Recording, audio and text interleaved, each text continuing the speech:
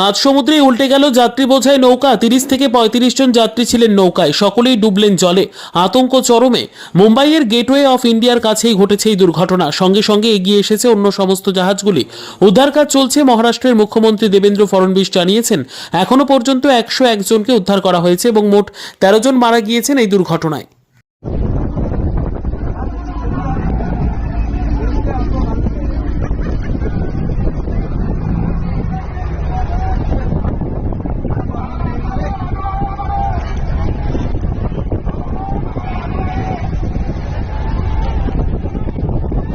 जैन ये बोट है ना, यहाँ पे पलटी हुई है। गेटवे से एलिफेंटा जाती है ना, जो तो एलिफेंटा से जो गेटवे वाली थी पलटी हुई है। ये लाइव ले रहा हूँ मैं, ठीक है। घुमा मजा आई लो।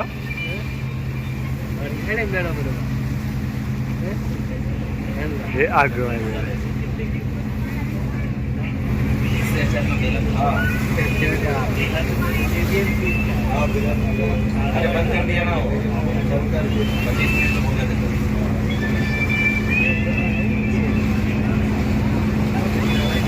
हाँ